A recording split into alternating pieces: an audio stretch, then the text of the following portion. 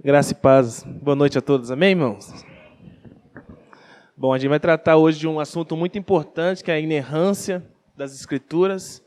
E eu sei que o pastor já orou, mas eu gostaria de fazer uma outra oração para a minha vida e para a vida dos irmãos.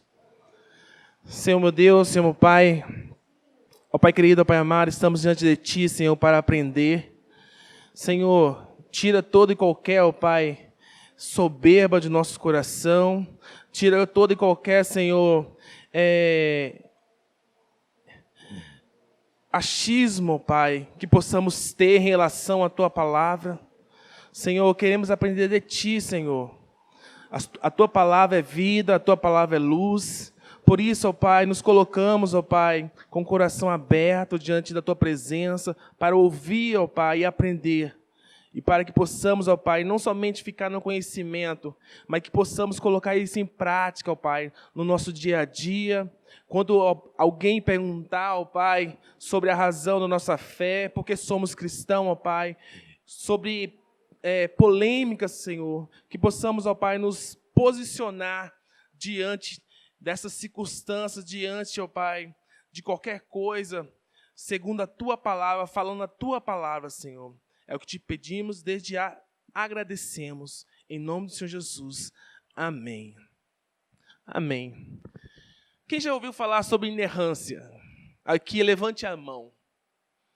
Pastor? Mais alguém? Até a data que o pastor pediu para mim estar ministrando falando sobre a inerrância, eu também, 30 e poucos anos de ministério, de igreja, né? Nunca tinha ouvido falar sobre a inerrância da Escritura. Antes de falar sobre a inerrância, eu gostaria de trazer um pouco sobre o que o pastor já falou nos ajuntamentos passados, que é sobre voluntariado, sobre o chamado que nós temos dentro da igreja. Falar um pouco sobre a lealdade e deslealdade. Irmãos, é muito triste a gente ver líderes, pastores, pregando e falando coisa da sua cabeça. Eu sei que não é o estudo que a gente vai ter aqui, mas eu estava vendo uma cantora famosa falando sobre uma polêmica que teve aí, que era sobre o aborto. Acho que todo mundo viu sobre aquela menina de 10 anos. E ela falando assim, o fanatismo mata. Precisamos voltar às prioridades das Escrituras. Mas a palavra de Deus ela é muito específica em relação ao aborto. E ela tem uma posição que é a pró-vida. As Escrituras pregam. Se você parar para analisar lá no Salmo 139, o salmista dizendo, Senhor, Tu me sondas, Tu me conheces. Quando eu estava ali no ventre da minha mãe, Tu me viste, ainda que os meus ossos estavam sendo formados. Se você parar para ler em Êxodo 20, fala, não matarás. Se você for mais adiante, em Êxodo 23, 7, diz assim, aquele que concordar com a morte do inocente, esse eu vou fazer dele culpado. Se você ler Jeremias 1:5, vai dizer que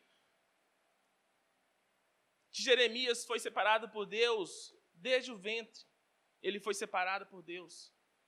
Então é triste ver líderes falando o que pensa, o que acha, e não o que a Bíblia diz. É por isso que temos que parar e ler, parar e buscar livros como esse aqui, que o pastor indicou para nós, que apoia a palavra de Deus, que esclarece pontos que para nós é difíceis. Então, precisamos parar de ser cristão faz de conta. E começar a ser cristão que realmente ama Deus, que vive a palavra de Deus e que se posiciona diante de tantas polêmicas.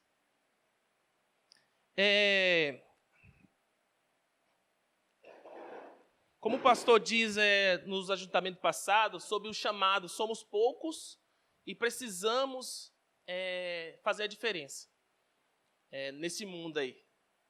Hoje em dia, as pessoas estão vivendo a carne, vivendo o que acham. Mas, falando sobre a inerrância dessa Escritura, o que é a inerrância dessa Escritura? Antes de falar o que é a inerrância, precisamos entender sobre o caráter de Deus. Quem é Deus? Porque se somos cristãos e cremos em Deus, mas quem é Deus? Qual é o caráter de Deus? Em Números 23, 19, diz assim: Deus não é homem para que minta, nem filho do homem para que se arrependa. Provérbios 35 diz que cada palavra de Deus é comprovadamente pura. Ela é escudo para quem nele se refugia. Em Tito 1:2 diz que a fé é o conhecimento que se fundamentam na esperança da vida eterna, o qual Deus, que não mente, prometeu antes dos tempos eternos. Um Deus que não mente. Hebreus 6:18 diz assim: para que, por meio de duas coisas imutáveis, nas quais é impossível que Deus minta. É impossível que Deus minta. Sejamos firmemente encorajados, nós que nos refugiamos nele para tomar posse da esperança a nós proposta. Ou seja, a gente crê num Deus que ele não mente. Se a gente crê num Deus que não mente, essa palavra, nada do que é dito nela é mentira. Então, concluindo, o que é inerrância dessa Escritura? Inerrância dessa Escritura, segundo o Wayne, por inerrância dessa Escritura, entende-se que as Escrituras, nos manuscritos originais, não afirma nada contrário aos fatos. Mais simples, as Escrituras diz somente a verdade, nada além da verdade. 3 pontos importantes sobre a inerrância. 1. A Bíblia pode ser inerrante e, mesmo assim, empregar a linguagem comum da fala cotidiana. O que é isso? Empregar a fala cotidiana. Imagine, é comum a pessoa dizer que o sol nasce e a chuva cai. As pessoas falam assim: o sol nasce e a chuva cai. Mas se você vê cientificamente, o sol não nasce e a chuva não cai. O quê? A terra está girando. Não é o sol que está se movendo, é a terra que está girando. A Bíblia é inerrante mesmo com essa linguagem cotidiana das pessoas.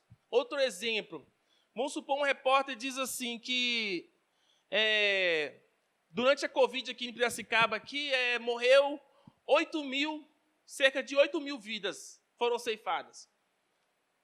Isso não quer dizer que o repórter contou uma por uma. Ele está dizendo que pode ser que tenha morrido 7.900 pessoas, ou 8.100. Esse famoso arredondamento aí, ele não está mentindo.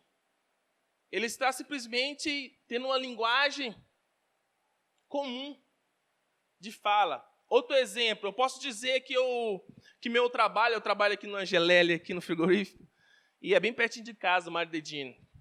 Eu posso dizer que do meu trabalho até em casa é cerca de poucos, nem 5, talvez 6 quilômetros, mais ou menos 6 quilômetros. Eu não estou mentindo. Mesmo que você venha pegar outras ferramentas que consiga mensurar e precisar essa distância, não quer dizer que eu estou mentindo. Independente, mesmo que a Bíblia muitas das vezes é arredonda ou tem números aproximados, não quer dizer que ela contém erro. A inerrância quer dizer que a Bíblia não contém erros. Essa é a afirmação, é isso que cremos. Outro ponto é, a Bíblia pode ser inerrante, e mesmo assim conter citações vagas ou livres. O que quer dizer isso? É normal, é comum da gente, principalmente pessoas que vai fazer TCC, quando está escrevendo ali, vai citar um autor, colocar entre aspas e datar e colocar o nome do autor de determinado livro. Quando a Bíblia, o Novo Testamento foi escrito, a linguagem ali não tinha esses sinais. E muitas pessoas falam que não quer dizer isso, fica argumentando muito sobre isso. Mesmo que a Bíblia não tenha essas regras de sinais aí, ela continua sendo inerrante. Ela continua sendo a palavra de Deus, a autoridade para a nossa vida. O terceiro ponto aqui. É compatível com a inerrância haver construções gramaticais incomuns ou pouco usuais na Bíblia.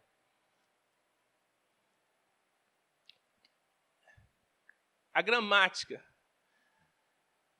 Um exemplo, pode ser uma pessoa que trabalha no campo, uma pessoa que tem uma gramática, uma fala incorreta.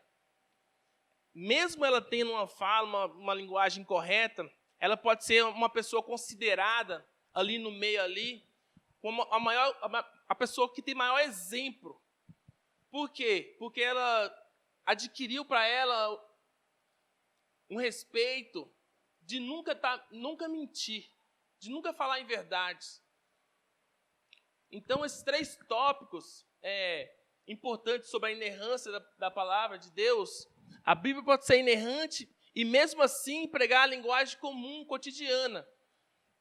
A Bíblia pode ser inerrante e, mesmo assim, conter citações vagas ou livres. É compatível com a inerrância haver construções gramaticais incomuns ou pouco usuais na Bíblia. Então,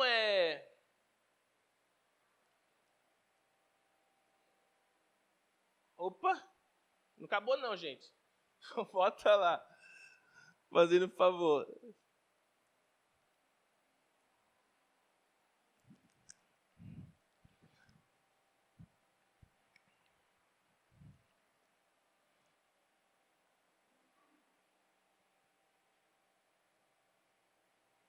Então a gente conclui da seguinte forma: a inerrância diz respeito à fidedignidade, não ao grau de precisão com que os fatos são relatados. A inerrância não é afetada por erros gramaticais. A inerrância não é afetada por declarações imprecisas. A inerrância da palavra de Deus. As principais objeções geral levantadas quando o conceito da inerrância. Quais são as principais objeções? As pessoas que se levantam e dizem que a Bíblia não é inerrante, que a Bíblia contém erros, que a Bíblia tem muita coisa que não dá para aceitar na Bíblia. Como cristão, a gente tem que se posicionar a isso e não pode aceitar uma pessoa dizer que a Bíblia contém erros. Por quê? Um dos argumentos tem 4 argumentos das pessoas falar sobre que a Bíblia é inerrante. E uma delas a Bíblia é a única autoridade em questões de fé e prática. O que quer dizer isso? As pessoas que dizem que a Bíblia contém erros, ela fala que a Bíblia é boa só quando diz respeito à nossa fé religiosa ou à nossa conduta ética. Ou seja, a Bíblia então mente quando fala de história, sobre ciência. Não, porque os autores do Novo Testamento, eles citam o Antigo Testamento. Se você pegar o próprio Jesus, ele fala sobre Jonas. E não é um fato histórico, é algo que aconteceu. Então, isso não pode ser verdade porque Paulo, se pegar Pedro, se pegar muitas pessoas citando o Antigo Testamento, confirmando as palavras, as histórias. Então, a Bíblia, ela não é somente fé, somente prática. Tudo que ela diz sobre geografia, sobre história, é verdade também. Tudo que ela afirma sobre o que aconteceu é verdade. E isso não tem erro.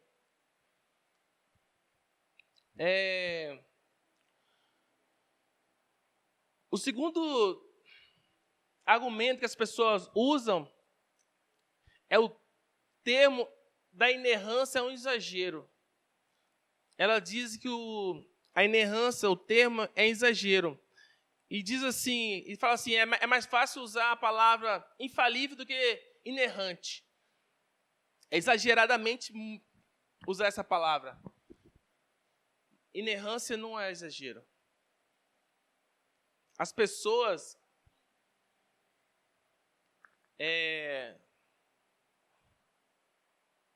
batem nessa tecla aí sem conhecer a história da doutrina da inerrância. Quando as pessoas que começou a usar essa palavra inerrância, não foi só recente. E eles não usaram para falar que a Bíblia era precisa em tudo, falava tudo certinho. Não, como nós vimos lá anteriormente, a Bíblia, ela tem citações vagas, ela tem coisas que talvez é difícil nós entender, mas isso não quer dizer que ela contém erros. A segunda coisa, a terceira coisa que eles falam, que não possuímos manuscritos inerrantes. Portanto, é ilusório falar de uma Bíblia inerrante. Esse foi um ponto que eu parei e fiquei analisando, pesquisando um pouco, porque o que temos em nossa mão hoje aqui no Brasil, cada um tem, talvez um celular aí, são cópias de manuscritos. Os originais que os profetas aí escreveram, não existe mais. E isso, se você parar, ficar pensando, mas foi comprovado pelos teólogos, pelas pessoas que passaram a vida toda estudando a Bíblia, que temos 99% das Escrituras em nossa mão. Ou seja, o que temos não são apenas cópias, são cópias fidedignas, são cópias iguais às originais. As palavras que os profetas escreveram são fiéis e é a autoridade de Deus para a nossa vida. Então, o que você tem, o que nós temos hoje aqui, Deus, como um Deus onisciente, como um Deus onipresente, Ele jamais permitiria que chegasse em nossas mãos mentiras. Ele jamais permitiria que chegasse em nossas mãos inverdades. O que temos são a palavra de Deus. E não podemos ir contra isso. O quarto argumento que as pessoas usam é que há alguns erros evidentes na Bíblia. Quanto a isso, a gente pode questionar a pessoa. Quando a pessoa fala assim, há erros evidentes na Bíblia. Se você falar assim, tá bom então, me mostra onde está o erro na Bíblia. 80% das pessoas não vai saber mostrar para você onde está o erro. E se alguma pessoa mostrar ou indagar algum erro, com certeza essa pessoa não entendeu o que está escrito, o contexto do que está escrito.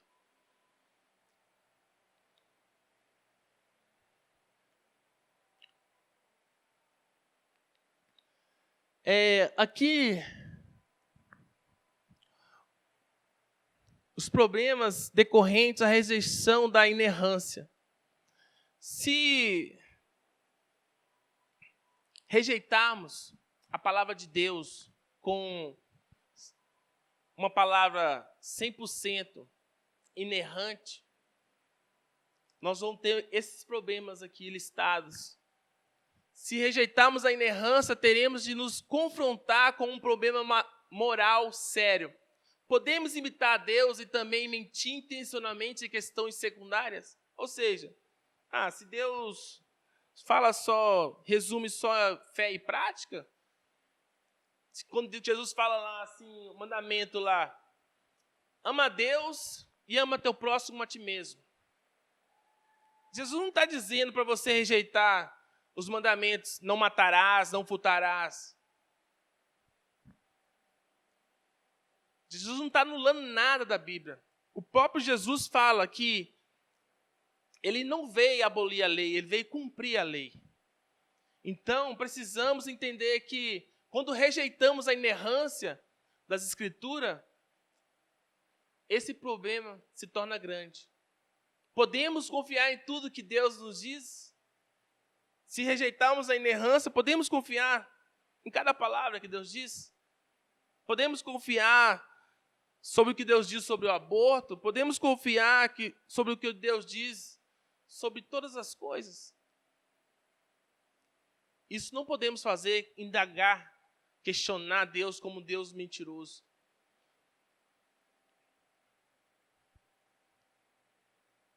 O terceiro problema, faremos na nossa mente um padrão de verdades mais elevado que a própria Bíblia. É isso que muitas pessoas fizeram. A igreja católica, ela instituiu alguns livros apócrifos e falou que aqueles livros eram a palavra de Deus. E esses livros não eram. E cada coisa que pregam sobre oração para os mortos, que eles têm o poder de perdoar os pecados. Por quê? Porque eles rejeitaram a inerrância e fizeram da mente deles um padrão maior que a autoridade da Bíblia. Este livro aqui que Wayne escreveu não é maior do que a Bíblia. Ele direciona a gente aos versículos corretos, aos versículos que nos ajudam a entender a Bíblia. Todos os livros teológicos não é maior do que a Bíblia. Não tem um poder de dizer que a Bíblia é isso ou aquilo. Ele simplesmente leva-nos a entender melhor as palavras. Por quê? As pessoas, elas estudaram muito e falam bastante língua, coisas que nós não conhecemos. Estudaram, deram a vida. Se você pegar Lutero, se você pegar Agostinho, se você pegar João Calvino, se você pegar Charles Spurgeon, pessoas que deram a vida ali para estar simplificando aquilo que é difícil para nós. Mas o padrão maior continua sendo a palavra de Deus. A palavra de Deus, ela explica a palavra de Deus. E o quarto problema que enfrentaremos iremos dizer que a Bíblia está errada também em algumas doutrinas. Várias doutrinas que temos. Então é importante dizer que a inerrância das Escrituras, devemos nos posicionar e defender essa doutrina.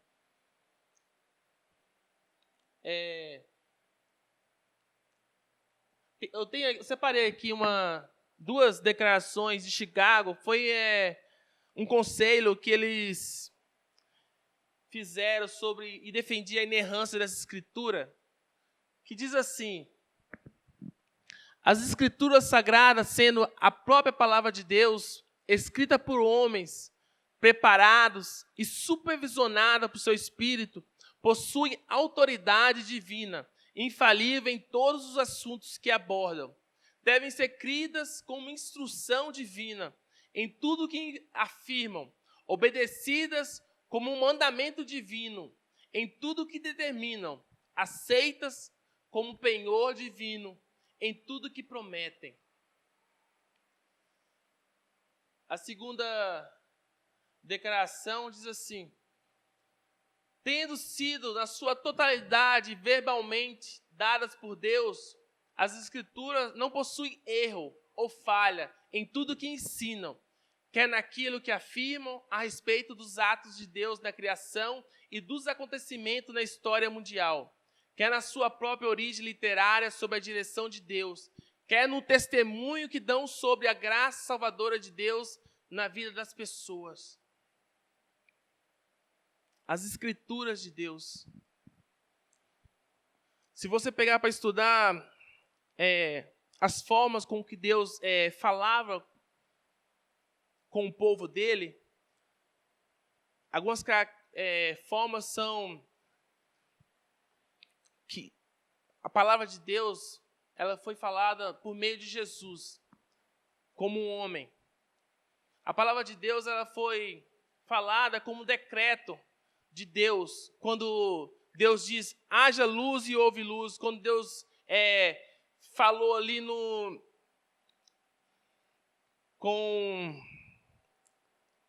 na criação de todas as coisas. A palavra de Deus veio como comunicação pessoal na nossa vida, quando Deus conversa ali com Adão, quando Deus conversa ali com os profetas, através dos profetas. Toda vez que o profeta falava, assim diz o Senhor, tem o mesmo peso do que as Escrituras hoje. E o que restou para nós? A palavra de Deus escrita, a Bíblia. E é isso que precisamos pautar a nossa vida.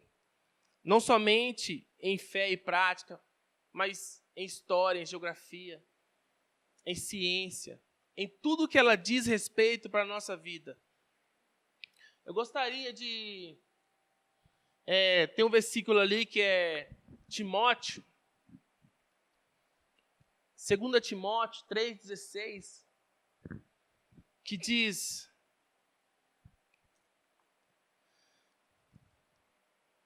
assim,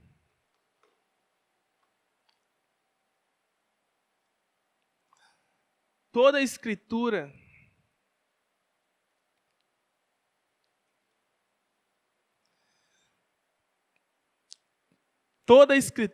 é inspirada por Deus, é útil para o ensino, para a repreensão, para a correção e para a instrução na justiça. Eu vou ler novamente. Toda a Escritura de Deus, toda a Escritura é inspirada por Deus, é útil para o ensino, para a repreensão, para a correção e para a instrução na justiça. A palavra de Deus está dizendo que toda, não está falando que é só aquilo que achamos que é importante. Não está falando que é só o que entendemos, mas está falando que toda a Escritura é útil. Até quando diz lá, quando você pegar os livros lá do Antigo Testamento, do Pentateuco lá, e começar a ler a linhagem, alguns capítulos só de nomes, aquilo ali também é útil para o nosso ensino, para o nosso entendimento. Amém, irmãos? Eu espero que, com um pouco falado aqui sobre a inerrância, cada um tenha...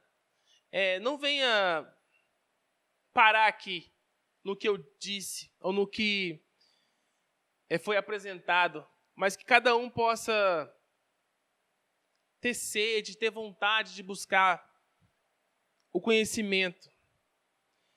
Quando eu comecei a ler esse livro e ver alguns tópicos que eu tinha dificuldade, eu percebi que eu não sei muita coisa, que eu preciso aprender muito. Por quê? Porque eu estou na frente de um ministério de jovens. E eu não posso passar o que eu acho para eles. Muitas das vezes eu estou aqui tocando um teclado, eu não posso simplesmente tocar e ir embora sem refletir naquilo que eu estou fazendo. Eu não posso vir aqui e falar de inerrância de uma forma, de qualquer jeito. A gente precisa conhecer a Deus. E conhecer a Deus vai implicar em defender muitas coisas que o mundo rejeita. Certa vez o John Wesley estava andando a cavalo alguns dias e ele percebeu que ninguém tinha jogado pedra nele, ninguém tinha xingado ele, ninguém tinha falado nada contra ele. Ele desceu do seu cavalo e começou a orar, dizendo: Senhor, me perdoa, porque eu me tornei um homem carnal. Se você escolheu ser cristão, se você escolheu seguir a palavra de Deus, você vai ter que se posicionar em muitas coisas. Porque pode acontecer, por que eu digo isso? E você vai precisar conhecer a palavra de Deus, porque pode acontecer de entrar um presidente no Brasil e dizer que as igrejas vão ter que fazer casamento de homossexuais.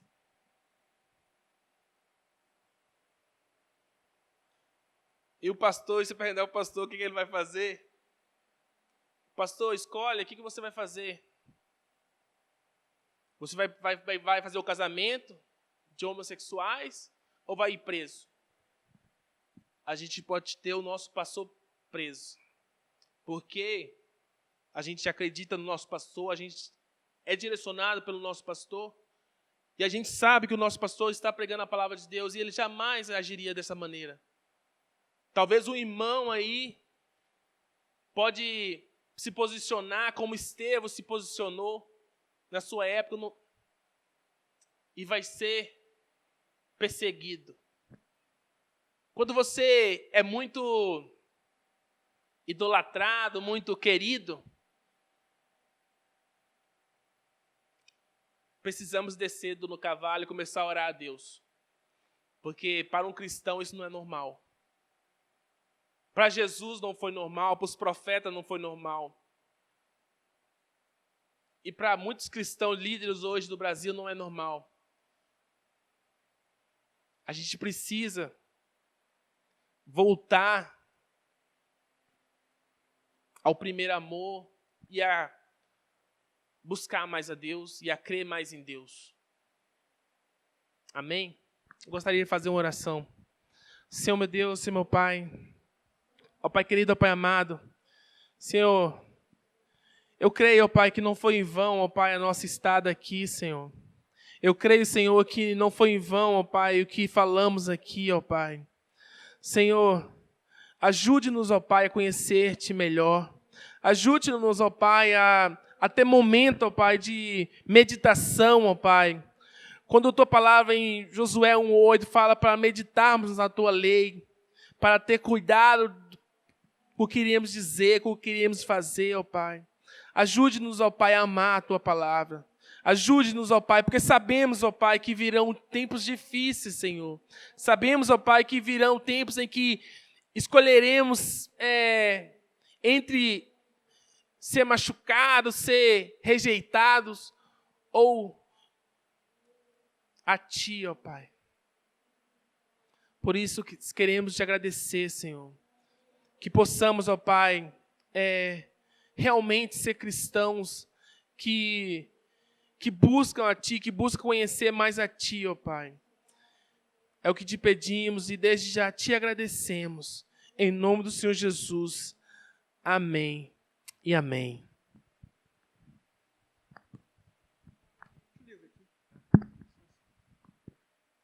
Amém, glória a Deus.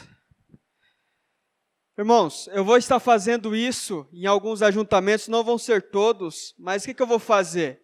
Eu vou colocar algumas pessoas aqui para trazer algum assunto, entendeu? Que nem o Marcos trouxe aí para nós. Então nós temos a Priscila aqui, a Helena, a Jô, o Natan, temos o Danilo lá, tem o Cleito, o Fábio, enfim, tem um tanto de gente aqui, tem o Pedro, a Júlia, enfim. Colocar esse pessoal para trabalhar um pouco. Parar de ouvir um pouco o pastor, parar de ser aquela pessoa que só, e começar a ter essa coisa mais ativa de falar.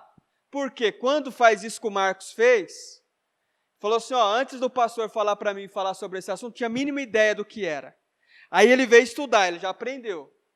Aí ele percebeu o quê? O que você percebeu, Marcos? Que ele não sabe muita coisa. Que ele não sabe muita coisa. Isso é o primeiro sinal de que você está crescendo.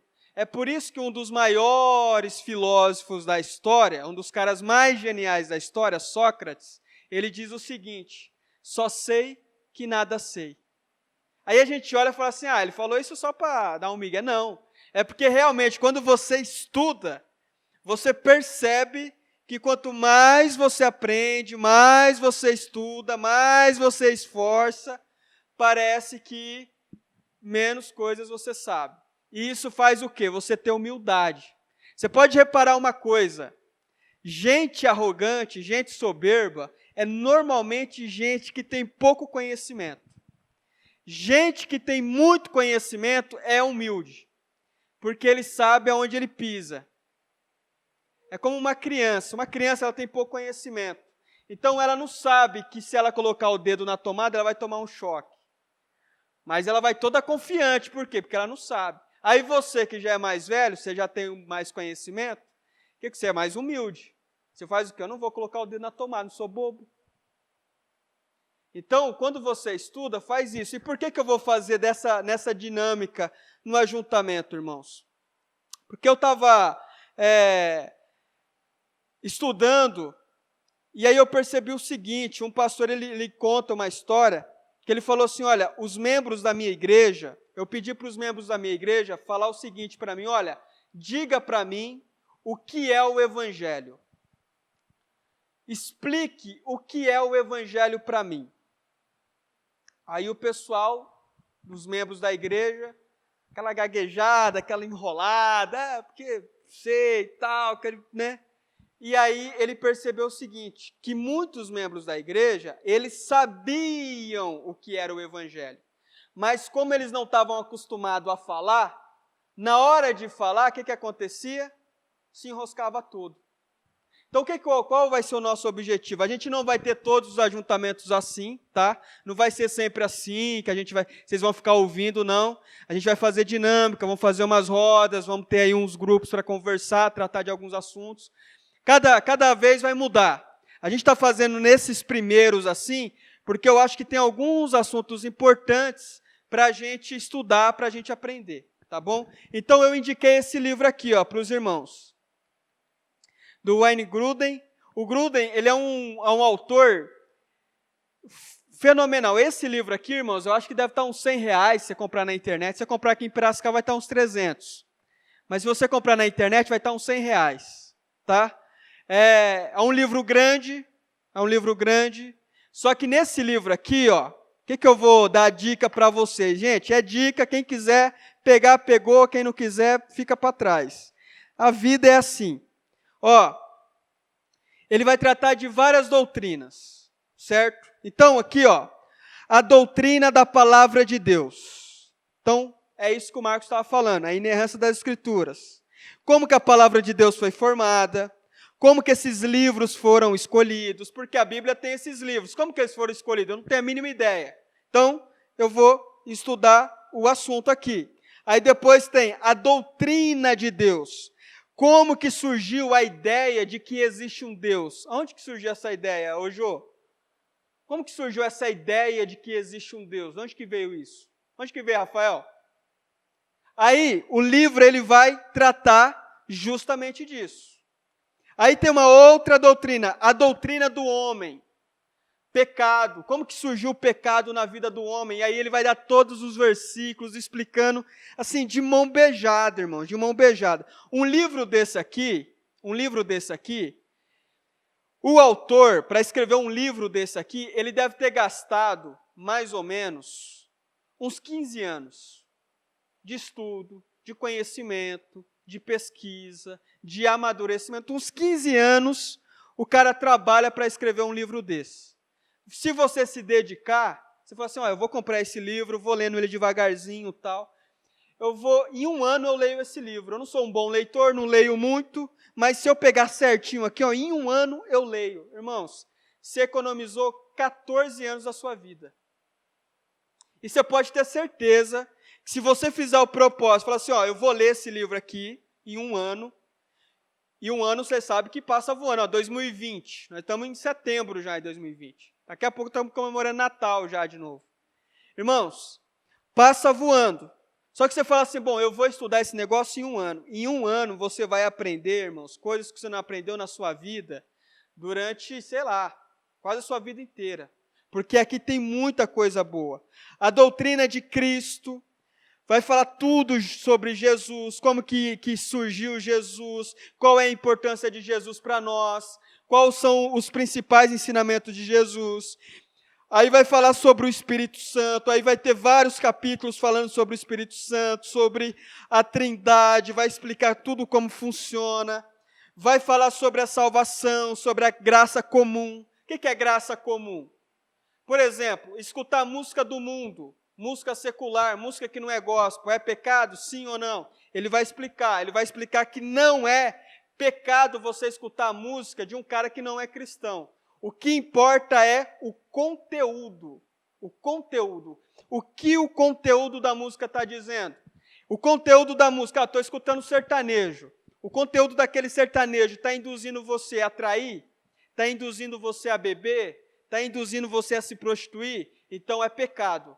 O conteúdo dessa música está induzindo você a admirar alguma coisa relevante da vida, a amizade, um bom relacionamento, o amor, então não é pecado. Entende? Filmes. Então tem filmes que se você assistir, é pecado. Dependendo do conteúdo do filme, não é pecado. E assim por diante. Mas como que se aprende isso? É estudando, irmãos, não tem segredo. Aí tem a doutrina da igreja. Qual é a importância da igreja? Isso aqui que nós estamos aqui. Qual que é a importância desse negócio? Vai ter vários capítulos. Lá na página 715, ele começa a falar sobre a doutrina da igreja. Apocalipse. Nossa, eu não entendo nada de Apocalipse, desconheço totalmente o Apocalipse, não sei nada de nada. Beleza. Temos aqui, lá na página 931, ele começa a falar sobre o Apocalipse. Então, você vai estudar.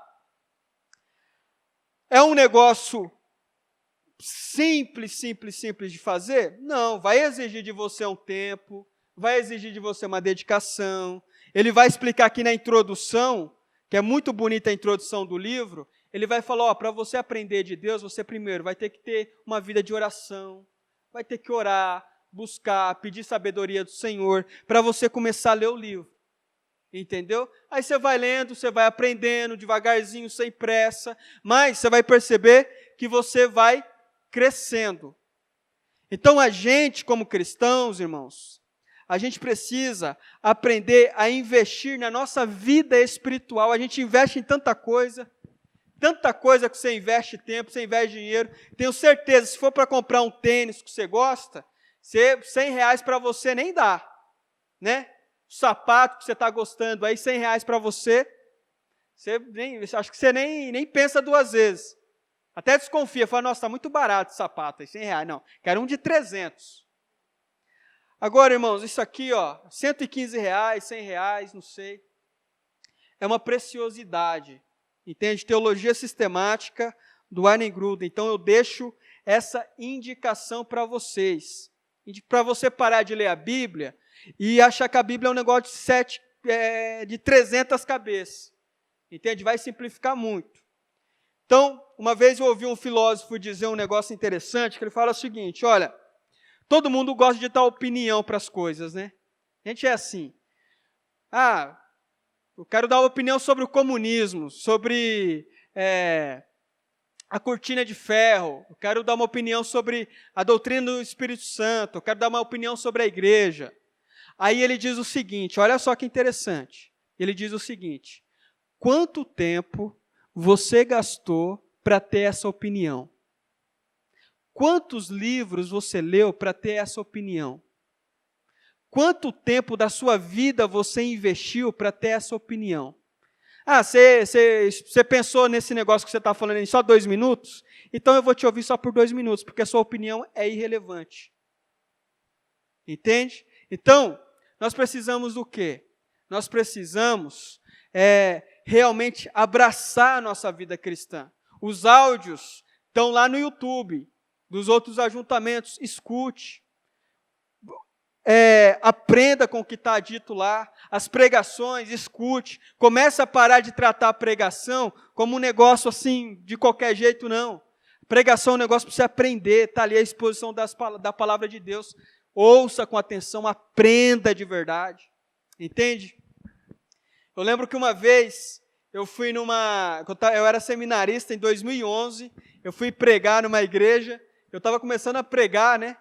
Aí eu fui pregar na igreja de um amigo meu, e ele já era mais pregador, tal, né? Já acostumado a pregar na igreja dele. Eu e ele era da mesma turma, só que eu não era acostumado a pregar lá na minha igreja. E ele já era mais velho do que eu, e ele já pregava muito na igreja dele. Aí eu fui lá na igreja dele pregar, teve uma festa lá, falou, Pablo, prega lá na nossa igreja, lá vai ter uma festa. Aí ele pegou a palavra, né? Fez que nem eu fiz com o Marcos aqui. Rapaz, Senhor, irmãos, hoje nós vamos ter um pregador de fora, o seminarista Pablo vai estar trazendo a palavra e tal. Irmãos, ele não prega muito bem, ele está iniciando agora, mas os irmãos releva, tá? Releva, vai ser uma bênção, eu tenho certeza que... Aí, o que aconteceu? Na hora que eu peguei o microfone, os irmãos já estavam tudo desanimados já comigo, entendeu? E realmente, eu não pregava nada mesmo, era pior do que hoje.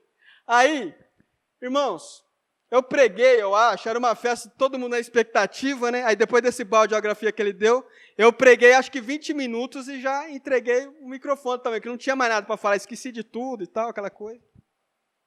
Mas o que acontece? O professor nosso falava o seguinte para a gente, tudo que você tiver de desafio na sua vida, encare. Entendeu?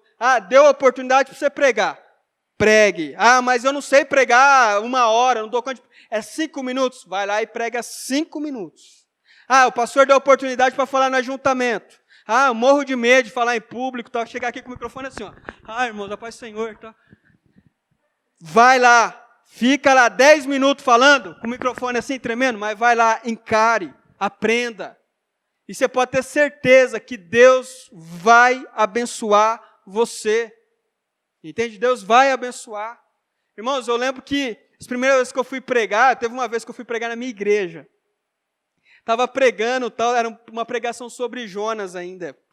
A baleia engoliu ele lá, tal. Eu esqueci da pregação, fiquei uns 3 minutos assim, ó, parado na frente da igreja. Aí eu olhava para o papel que eu tinha anotado, e eu estava tão nervoso que as letras estavam fazendo assim, ó, mexendo na frente. E eu não conseguia ler. É normal, irmãos. Isso aí é normal. É normal acontecer isso. Agora, se você foge do desafio que Deus está colocando na sua mão, você vai deixar de aprender. Mas é que eu vou passar vergonha. Irmão, você está preocupado de passar vergonha? Entende? Preocupado de passar vergonha? É assim mesmo. Você vai aprender. E o nosso objetivo no ajuntamento vai ser esse. Eu vou tacar a bucha na sua mão e aí você se vira. Vai orar, vai estudar, vai jejuar, vai pedir graça de Deus e se vira. Entendeu? Os jovens aí também, não acho que vai ficar aqui só olhando, vamos lá, né? Vamos lá. Não, vai todo mundo aqui, irmãos, vai falar. Entende? Então vamos fazer isso porque o nosso objetivo é ter uma igreja que saiba falar, não é uma igreja que fica com o braço cruzado, só esperando o pastor fazer as coisas, só o pastor falar, não. É uma igreja que sabe falar, que sabe se posicionar. Os homens da igreja, as mulheres, os jovens, sabem falar da palavra do Senhor. Tá bom? Vai ser fácil? Claro que não. Tem gente aqui que vai chorar a semana inteira, mas vai sair no final.